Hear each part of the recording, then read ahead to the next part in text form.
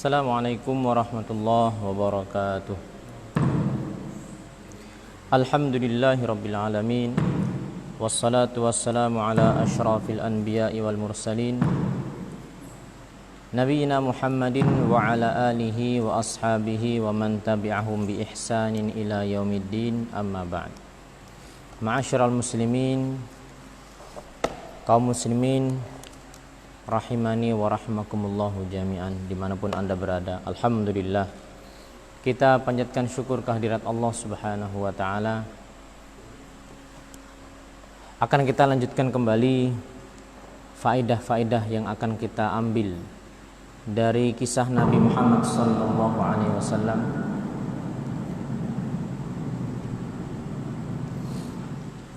yang mana kita telah pada pertemuan yang lalu berhenti pada faedah-faedah seputar disusukannya Nabi Muhammad SAW pada orang-orang pedalaman, dalam hal ini Halimah As-Sa'diyah. Nabi kita Muhammad SAW bukan tanpa alasan untuk kemudian disusukan ke pedalaman Arab. Di antaranya sudah kita ambil faedahnya bahwa dari sisi kesehatan adalah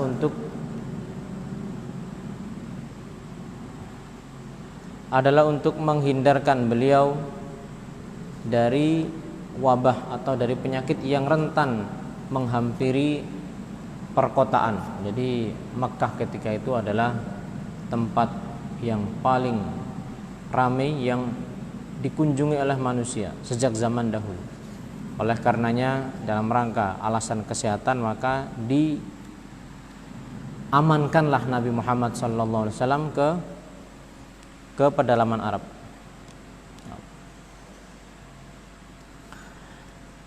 Kemudian yang kedua, bahwasanya maksud diletakkannya Nabi Muhammad SAW ke pedalaman Arab adalah dari sisi perkembangan, khususnya dari sisi bahasa. Yaitu harapannya adalah agar Nabi Muhammad SAW mendapatkan bahasa yang murni, bahasa yang bersih, bahasa asli Arab. Padahal beliau juga orang Arab. Akan tetapi bahasa orang-orang Badui, orang-orang pedalaman itu jelas mereka ini bahasanya tidak tercampur dengan bahasa-bahasa yang lain. Dan ini memberikan isyarat kepada kita pentingnya kita sebagai orang tua untuk memperhatikan pendidikan kita, pendidikan anak-anak kita, khususnya dalam masalah bahasa Arab. Dalam masalah bahasa Arab.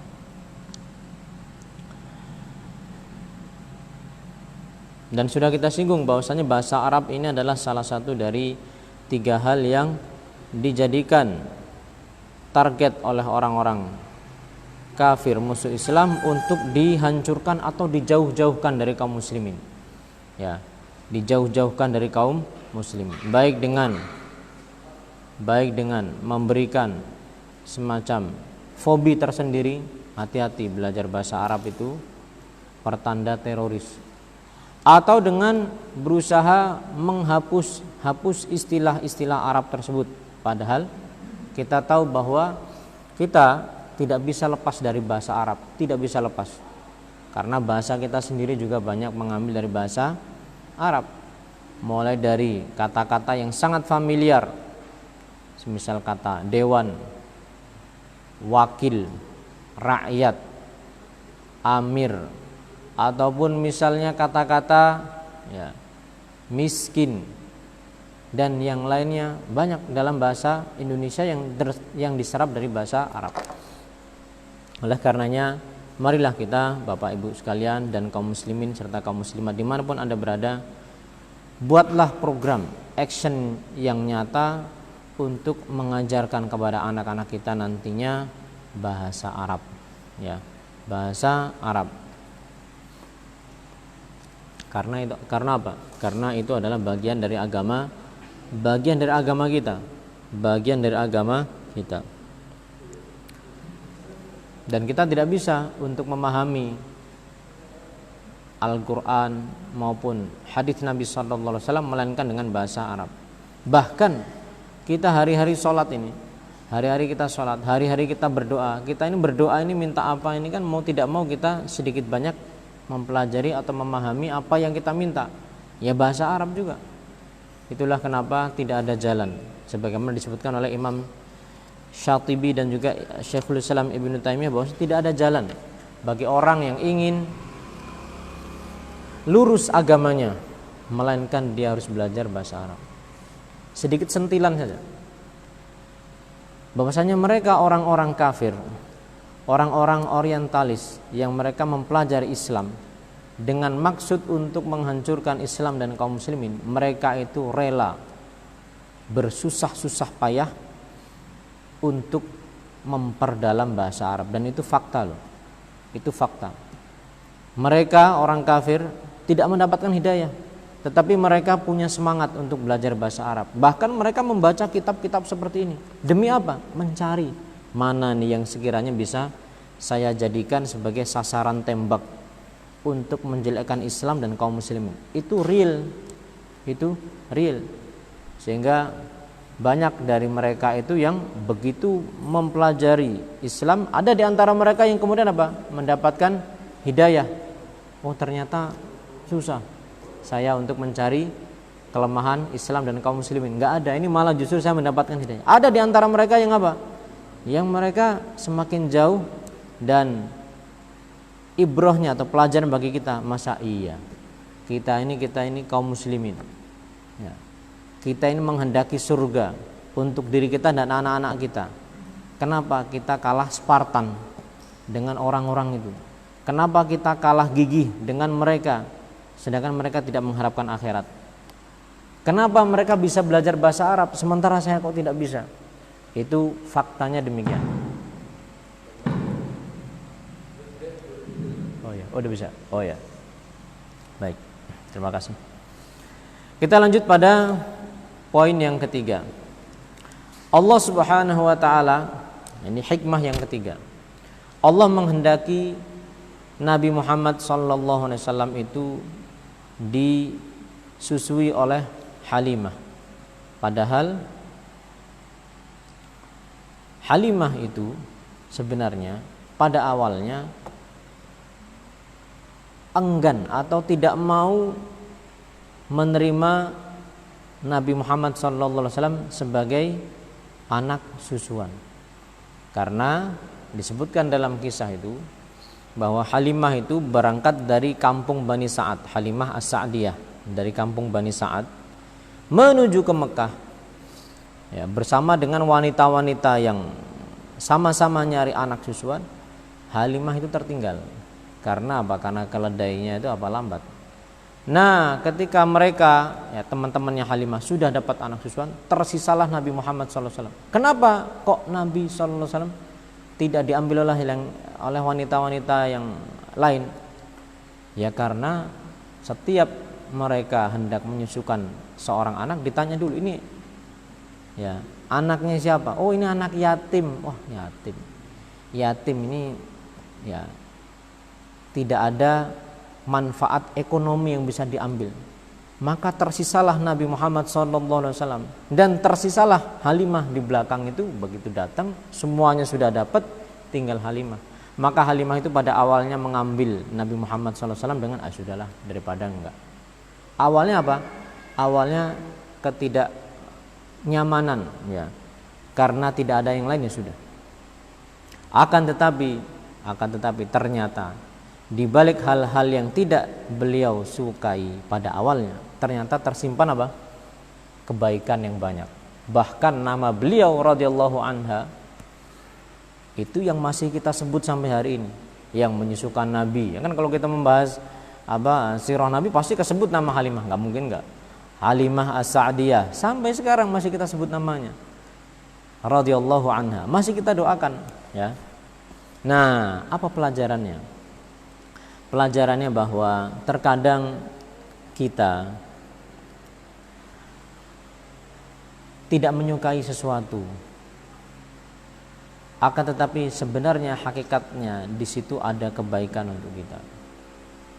Ini pelajaran kehidupan yang mahal. Sebagaimana Halimah pada awalnya tidak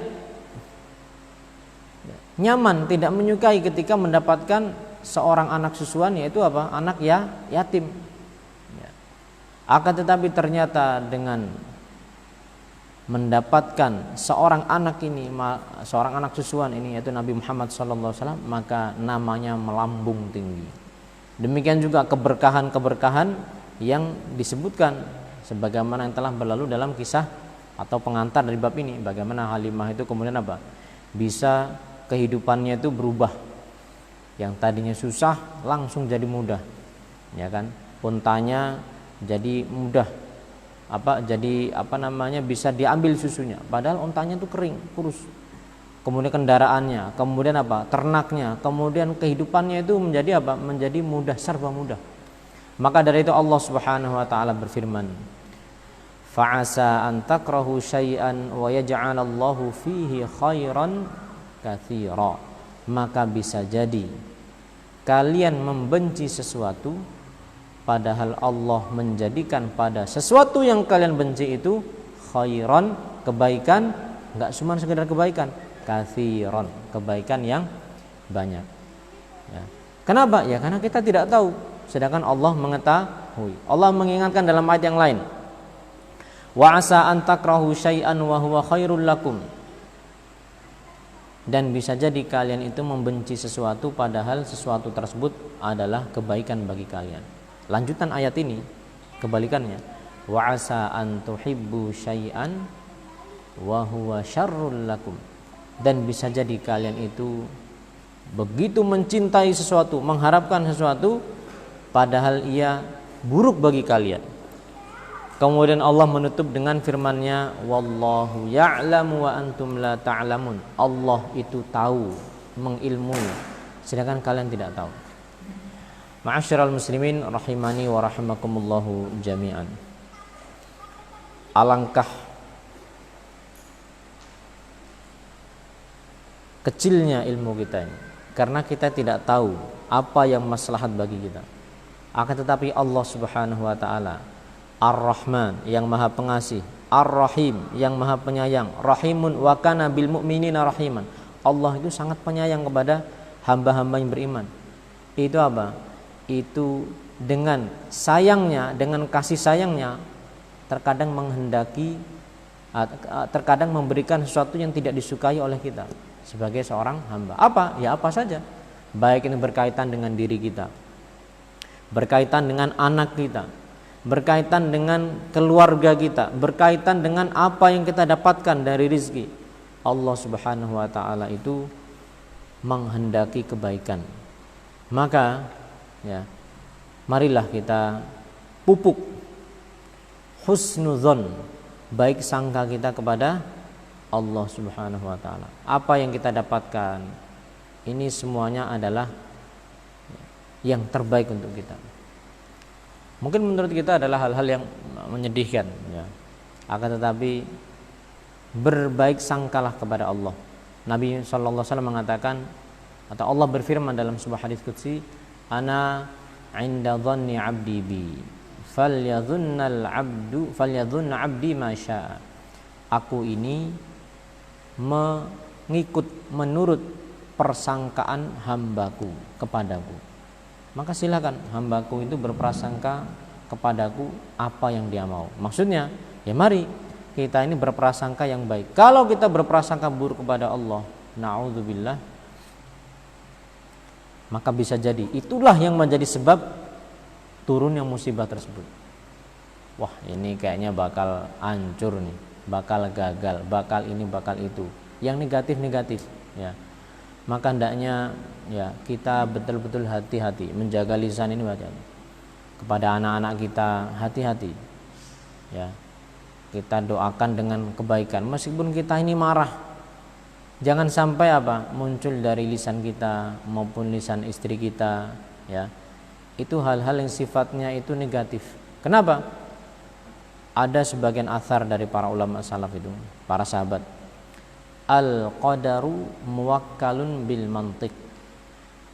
takdir itu terkadang diwakilkan dengan ucapan. Apa maksudnya? Maksudnya bahwa hal-hal yang negatif itu terkadang ya terwakilkan. Awalnya itu dulu apa? Ucapan.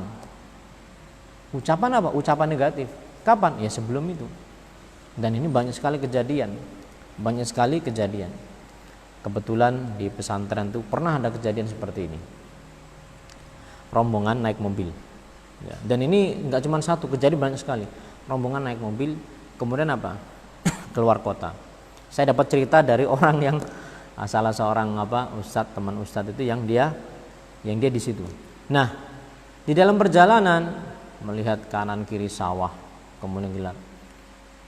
Maka sebagian dari orang-orang yang ada di situ bercanda, tapi bukan pada tempatnya. Wah, ini gimana nih kalau misalnya kita nyemplung sawah, kayaknya seru nih, atau semisalnya ucapan seperti, nah ini berbahaya seperti ini. Omongan seperti ini berbahaya. Yang terjadi sepulang dari, karena lupa waktu itu Cianjur, terjadilah seperti apa yang diucapkan. Maka hati-hati kita dalam berbicara, ya. Marah kepada anaknya, ya. Mengucapkan kata-kata laknat atau bahkan kata-kata hukuman, mati kau, naudzubillah min dzalik. Itu terjadi, benar ada, ya. Kisah-kisah seperti itu nggak satu dua loh. Maka dari itu, ya, sebagian salaf itu mereka kalau marah, betul-betul marah sama seseorang, yang muncul apa? Barakallahu fik, semoga Allah memberikan keberkahan kepada kamu, pergi terus. Nah ini ya membutuhkan taufik dari Allah Subhanahu wa taala. Nah, kita kembali ke sini bahwa ya seseorang hamba itu tidak tahu apa yang maslahat bagi dia, dan Allah Subhanahu wa taala yang mengetahui hal tersebut. Maka hendaknya kita menyerahkan urusan kita kepada Allah Subhanahu wa taala dan berhusnudzon. Kalau ada yang bertanya gimana ya biar bisa husnudzon kepada Allah itu gimana ya, sementara musibah demi musibah itu mendera, sepertinya begitu. Yang pertama dan yang utama, kenalilah Allah. Harus kenal Allah. Mengenal apa? Mengenal Allah melalui apa? Melalui nama dan sifat Allah. Allah punya nama-nama yang mulia, Asmaul Husna. Yang di dalam nama Allah tersebut terkandung sifat-sifat yang agung, yang sesuai dengan nama Allah tadi. Yang kemudian sifat-sifat Allah Subhanahu wa taala yang agung tersebut, ya, bisa kita saksikan dalam perbuatan-perbuatan Allah kalau kita mau merenung. Sehingga ketika kita melihat sesuatu, maka kita melihat dari kacamata positif, karena nama Allah semuanya baik. Contoh, ketika seseorang, ya, ketika seseorang mendapatkan musibah, bukan pada dirinya, tetapi misalnya pada diri anaknya, maka ketika dia lihat, wah, Allah itu kan Maha Penyayang. Saya orang beriman, wa kana bil mu'minina rahiman. Allah itu penyayang. Allah sayang sama saya. Dengan apa? Dengan memberikan musibah pada anak saya. Seperti apa? Ya karena Allah itu pasti memiliki hikmah di balik semua ini. Allah itu Al-Hakim. Al-Hakim itu nama di antara nama-nama Allah. Apa artinya? Allah itu memiliki hikmah dalam semua perbuatannya, bukan sia-sia. Allah itu tersucikan dari kezaliman. Allah enggak mungkin zalim. Wa ma rabbuka bidzallami lil 'abid. Tuhanmu tidak berbuat zalim kepada hamba-hambanya. Maka ketika melihat musibah yang atau kekurangan atau apapun yang menimpa pada keluarganya atau anaknya, maka yang terjadi adalah apa? Husnudzon kepada Allah, pasti ada hikmah. Dengan sebab husnudzonnya ini, pertama, dia akan ya bisa bersabar atau lebih bisa bersabar. Dan sabar itu mendatangkan kebaikan yang banyak. Innama yuwaffas sabiruna ajrahum bighairi hisab. Hanya orang-orang sabar yang mendapatkan pahala tanpa hisab, Yang kedua, pasti ada hikmah, akan ada kebaikan di balik semua ini. Ya. Lah apa kebaikan? Ya kita nggak tahu, karena kita ilmunya ini cuma apa? Ya ilmu kita ini sempit. Ya. Bisa jadi itu kebaikan di dunia dan yang pasti kebaikan di akhirat. Berupa apa? Ya berupa pahala yang besar, berupa dihapuskannya dosa-dosa dan yang lainnya. Maka dari itu kalau seorang mau merenungkan mengenal Allah Subhanahu wa taala, maka hidupnya itu akan bahagia. Ketika dia coba telisik lagi, oh iya Allah kasih saya nikmat itu sudah banyak. Ini cuma kena ini doang.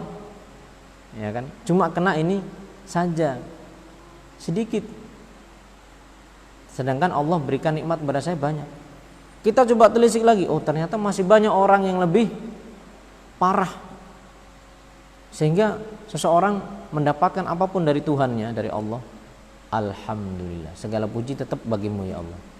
Kami tetap memujimu, kami tidak mencelamu. Ya, kami yang mencela akal kami karena kami apa? Karena kami bodoh, kami nggak tahu. Allah mengatakan wallahu ya'lamu wa antum la ta'lamun. Nah, itulah yang justru menjadi apa?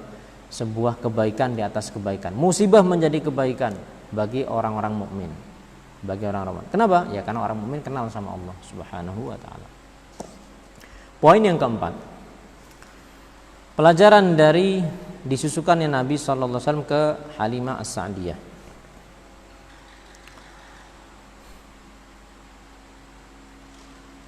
Dari kisah ini diambil faidah menurut pendapat yang mengatakan ya atau sebagian ulama mengatakan bahwa Abu Lahab itu mendapatkan sedikit minum dengan sebab kegembiraannya ketika Nabi Shallallahu Alaihi Wasallam lahir dan dia membebaskan siapa? Budaknya. Jadi diambil faedah bahwa kalau orang kafir saja, Abu Lahab itu kafir, masuk neraka jelas sudah. Cuman sebagaimana yang disebutkan di awal bab ini, bahwa disebutkan Abu Lahab itu dia mendapatkan sedikit minum. Kenapa? Karena dia ikut bergembira atas kelahiran Nabi Muhammad SAW yang kemudian dia refleksikan berupa dibebaskannya Thuwaibah, atau dia membebaskan salah seorang budaknya, ya Thuwaibah. Orang kafir saja ketika dia mencintai Nabi Sallallahu Alaihi Wasallam, padahal cintanya Abu Lahab kepada siapa? Nabi itu bukan karena agama, itu mendapatkan sedikit faedah, maka terlebih lagi bagaimana seorang Muslim ketika dia mencintai Nabi Sallallahu Alaihi Wasallam karena agamanya. Kita mencintai Nabi itu bukan karena oh ini orang Arab, enggak. Akan tetapi karena itu tuntutan keimanan, wajib bagi kita mencintai Nabi Muhammad SAW. Nabi mengatakan, la yu'minu ahadukum hatta akuna ahabba ilaihi min waladihi wa walidihi wan nasi ajma'in. Tidak sempurna iman salah seorang di antara kalian sampai aku ini lebih dia cintai ketimbang anaknya, ketimbang orang tuanya, ketimbang seluruh manusia semuanya. Jadi kalau kita ingin mendapatkan iman yang sempurna, maka kecintaan kepada Nabi itu di atas itu semuanya. Ya. Nah, sekali lagi ini bukan kecintaan yang sifatnya fanatisme, kesukuan, bukan. Ya. Akan tetapi kecintaan karena apa? Karena agama. Karena Rasulullah SAW lah yang membawa Islam ini, Ini bukan berarti juga kemudian seseorang bersikap ekstrim kepada Nabi Muhammad SAW. Bersikap ekstrim itu bagaimana? Bersikap berlebihan. Hendaknya kita merealisasikan kecintaan kita kepada Nabi Muhammad SAW dengan mengikuti apa yang beliau maui. Itu saja. Rasulullah SAW maunya apa, kita ikutin. Nabi pernah mengatakan, innama ana abdun, aku ini hanya seorang hamba. Faqulu, maka katakanlah oleh kalian, Abdullah wa rasuluh, bahwasanya Muhammad itu hamba Allah dan Rasul Allah. Apa maksudnya hamba Allah? Nabi itu hanya seorang hamba di antara hamba-hamba Allah. Abdun la yu'bad, hamba yang tidak boleh disembah. Jadi nggak boleh menyembah Nabi. Itu maunya Nabi loh. Nabi itu enggak ridho dan tidak akan meridhoi ada orang yang datang ke kuburan beliau minta kepada Nabi sallallahu alaihi wasallam. Tidak akan. Bahkan dilaknat. Didoakan semoga mendapatkan laknat Allah. Siapa yang doakan? Nabi Muhammad sallallahu alaihi wasallam. Nabi sallallahu alaihi wasallam di akhir hayatnya itu pernah ya mengungkapkan laknatullahi 'alal yahudi wan nasara ittakhadhu qubur anbiya'ihim masajid. Semoga laknat Allah tertimpa kepada orang-orang Yahudi dan orang-orang Nasrani. Mereka telah menjadikan kuburan nabi-nabi mereka sebagai tempat ibadah. Dan Nabi mengingatkan keras, fala tattakhidhu qabri 'idan. Awas kalian, jangan jadikan kuburanku sebagai tempat untuk beribadah. Kalau kuburan Nabi sallallahu alaihi wasallam saja tidak boleh dijadikan tempat ibadah, sementara beliau adalah makhluk yang paling Allah cintai, maka orang di bawah beliau tentu tidak pantas lagi. Karena siapa yang lebih bertakwa kepada Allah ketimbang Rasulullah? Enggak ada, ya. Maka dari itu, ma'asyiral muslimin rahimani wa rahimakumullah jami'an, mencintai Nabi sallallahu alaihi wasallam bukan dengan membuat-buat apa yang tidak pernah beliau inginkan untuk dibuat, baik itu perayaan, baik itu bentuk-bentuk ibadah ataupun yang lainnya. Cukup kita itu mengikuti apa sih maunya Rasul sallallahu alaihi wasallam. Oh seperti itu, ya sudah kita ikutin, ya. Demikianlah ungkapan cinta yang sebenarnya. Poin yang ke-5.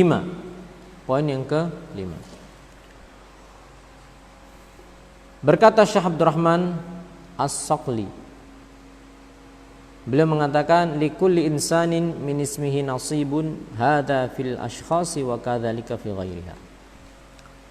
Sesungguhnya setiap orang itu kecipratan bagian dari namanya. Ini berlaku untuk orang dan juga untuk yang lain. Kecipratan bagian dari namanya. Maksudnya apa?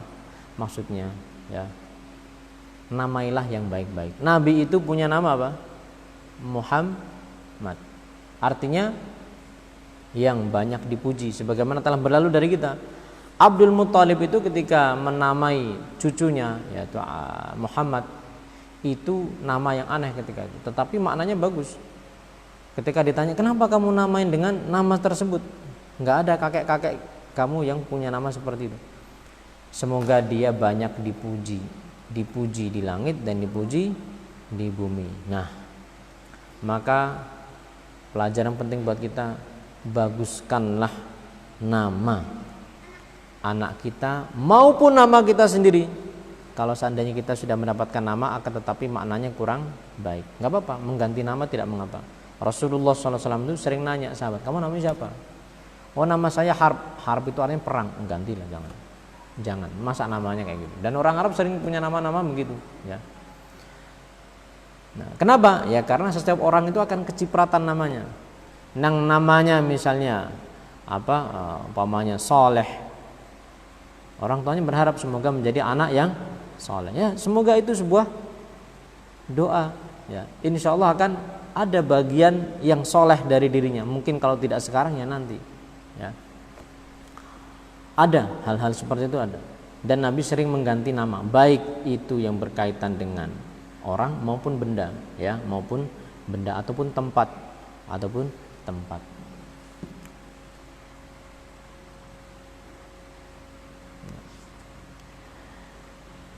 Nah, berkaitan dengan masalah pemberian nama ini, hendaknya seseorang memperhatikan juga apa? Ya, kadang kan orang kan pengen namanya itu bagus, akan tetapi karena ketidaktahuan maka yang jadi adalah ya malah justru nama-nama yang dilarang. Contoh. Di antara bentuk nama yang dilarang itu adalah nama-nama yang terkandung di dalamnya pensucian. Pensucian itu maksudnya apa? Misalnya seseorang punya nama umpamanya ya, maaf ini saya berikan contoh saja, Khairul Anam. Apa itu artinya? Sebaik-baik makhluk. Ini maksudnya apa? Baik, tetapi apa? Tidak demikian. Khairul Anam ya Rasulullah SAW.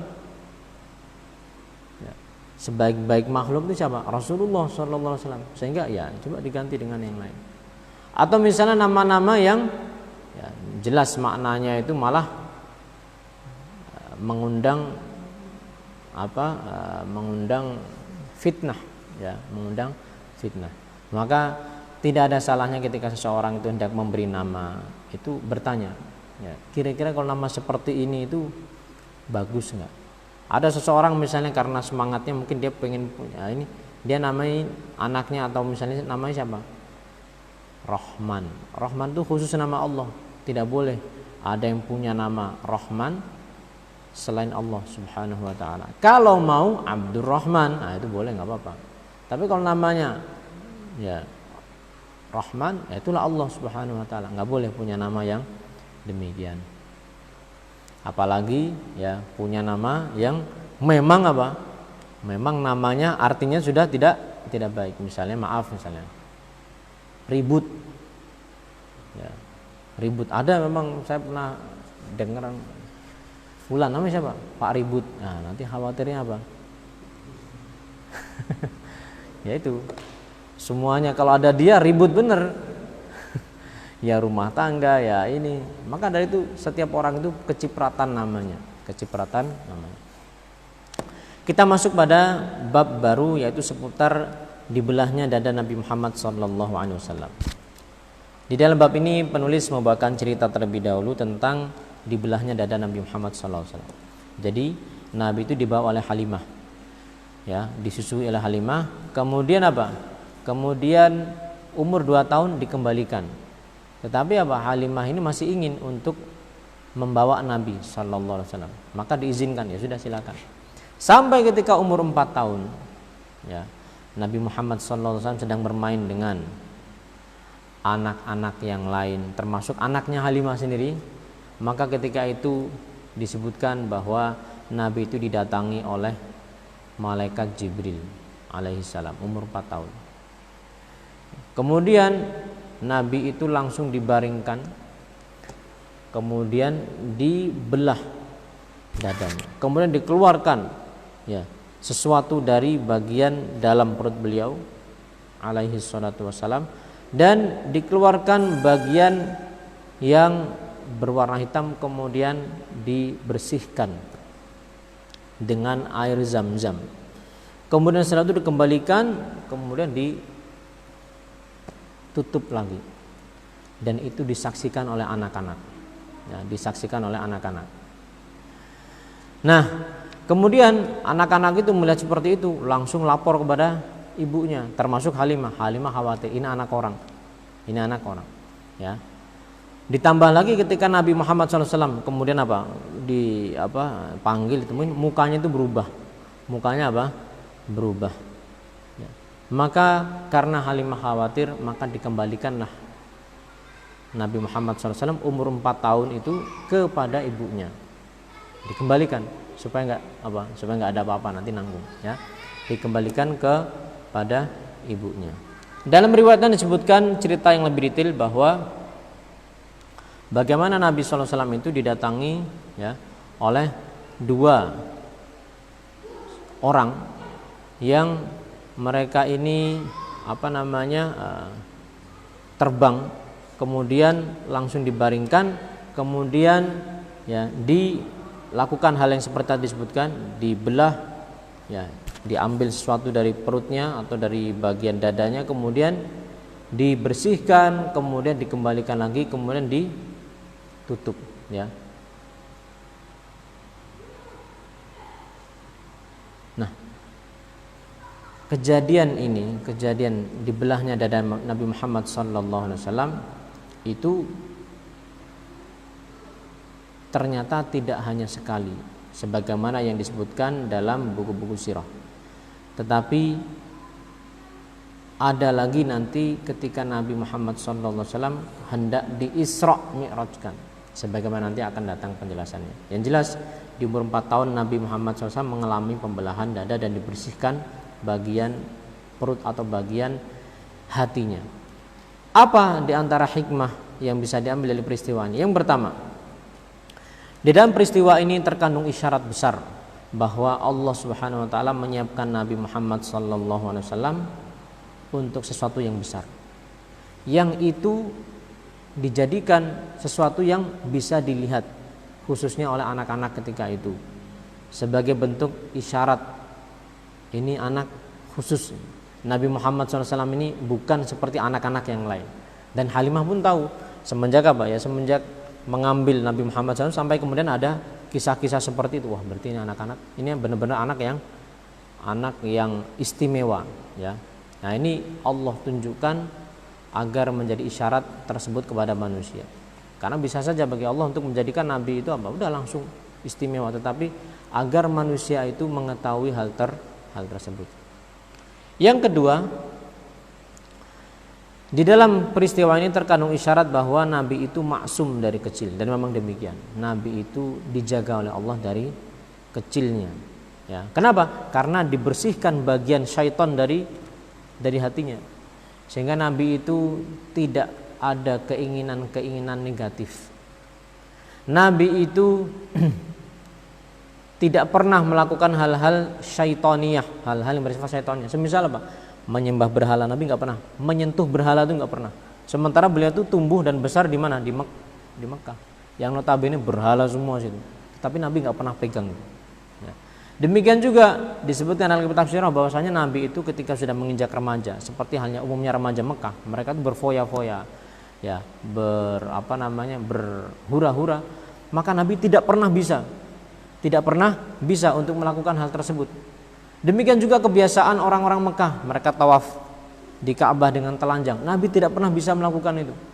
Ya, disebutkan bahwasanya ketika itu Nabi hendak melakukan itu, maka apa? Nabi itu pingsan. Tidak jadi untuk apa? Melakukan kebiasaan ala orang Arab. Orang Arab gimana sih kalau tawaf? Mereka itu telanjang. Pakaian bawah itu diangkat. Untuk apa? Ya untuk nali atau itulah kebiasaan. Lah kok begitu ya kelihatan. Lah itulah makanya. Itulah orang-orang yang jahiliyah. Ya. Nah, Allah Subhanahu wa taala menjaga nabi itu dari kecil. Poin ketiga dan yang terakhir dari bab ini. Bahkan yang terpenting. Dalam peristiwa pembelahan dada Nabi Muhammad sallallahu alaihi wasallam itu ada pelajaran iman bahwa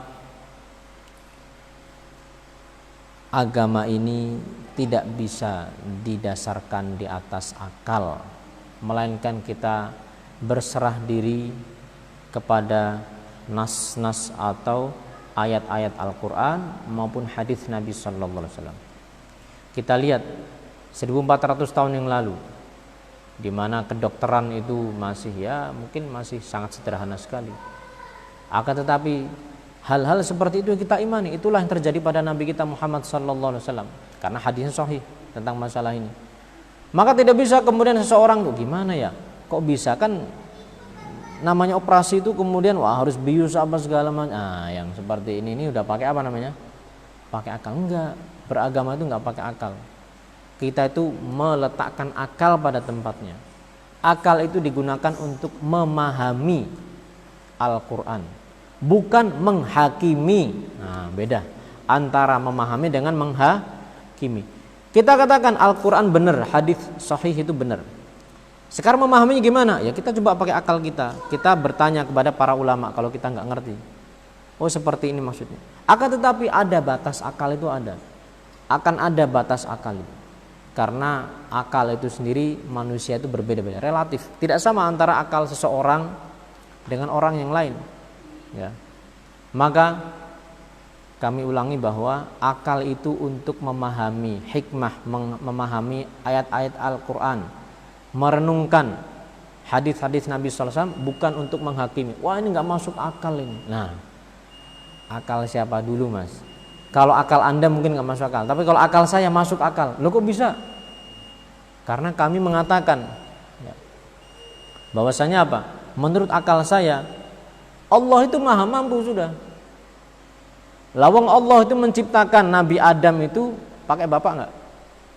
Nggak pakai bapak. Ada ibunya? Nggak ada ibunya. Nabi Adam Allah ciptakan begitu saja. Tidak ada bapak, tidak ada ibu. Mau ditaruh di mana akal kita? Kita ini dari mana? Kita ngeliat kita aja. Ya. Banyak hal-hal yang tidak bisa terjangkau oleh akal, bahkan di diri kita. Coba kalau kita tidur, Roh kita itu di mana? Nah, roh kita itu di mana? Nggak bisa. Sampai sekarang orang masih nggak ngerti. Kalau orang tidur apa bedanya sama orang mati? Sama-sama merem ya. Satunya nafas, ya oke. Jantungnya masih ada. Terus yang ini tuh apa bedanya? Oh, ini rohnya itu. Kalau orang meninggal itu kan merem juga iya, nggak bernafas ya. Nah, sekarang roh itu seperti apa? Allah telah mengatakan wa yas'alunaka 'anir ruh. Mereka bertanya kepada tentang roh. Qulir ruhu min amri rabbi. Roh itu urusan Allah. Wa ma utitu minal ilmi illa qalila. Kalian itu tidaklah diberi ilmu melainkan sedikit saja. Jadi diri kita ini kita nggak terlalu paham juga. Maka akal kita itu apa? Terbatas. Ya. Kesimpulannya tidak bisa kita beragama dengan menjadikan akal sebagai pijakan utama. Akal itu untuk memahami nas-nas agama, dan apa yang belum bisa kita cerna dengan akal kita, maka kita serahkan kepada Allah Subhanahu wa taala tanpa menolak. Sedikit lagi saya tambahkan, maaf, karena pentingnya masalah ini. Karena hari ini banyak orang yang kemudian akal, kalau agama itu harus masuk akal. Banyak hal-hal yang di zaman dahulu itu tidak masuk akal. Sekarang ya kita saksikan gimana sekarang kita bisa ngomong dengan orang yang jauh. Ya. Sementara apa? Ya kita nggak pakai apa-apa kecuali apa? Benda ini ya kan. Zaman dulu gimana ceritanya? Sebagian disebutkan bahwasanya kalau tidak salah, guru saya itu pernah mengatakan ada sebuah hadis bahwa Dajjal itu ketika nanti muncul, seluruh dunia akan langsung tahu. Nah, sahabat itu ketika mendengar hadis itu, gimana ceritanya ya? Begitu muncul Dajjal itu, seluruh dunia langsung tahu. Kalau sekarang kita masuk akal nggak buat kita? Masuk akal, udah langsung viral pasti kan, kalau muncul itu nanti ya. Sementara di zaman sahabat dulu gimana? Ya mereka sami'na wa ata'na, kami terima, kami imani. Gimana ceritanya? Ya pokoknya Allah Maha tahu. Nah sekarang 1400 tahun kemudian kita nggak heran kalau misalnya ada kejadian yang terjadi di belahan timur sana, ya kejadian nanti akan langsung muncul, seluruh dunia akan langsung tahu ketika nanti apa Dajjal itu muncul. Buktinya apa? YouTube itu. Buktinya apa? Ya itu semua TV segala macam. Maka ada sebagian ulama ketika apa? Penemuan televisi itu, inilah bukti kebenaran Rasulullah SAW. Bukan TV-nya, bukan. Tapi apa? Itu Dajjal itu nanti begitu muncul itu akan semuanya tahu. Satu dunia bareng. Nas'alullah assalamu alaikum. Mohon maaf. Kita tutup dengan doa kafaratul majlis. Subhanakallahumma wa bihamdika asyhadu an la ilaha illa anta astaghfiruka wa atubu ilaik. Assalamualaikum warahmatullahi wabarakatuh.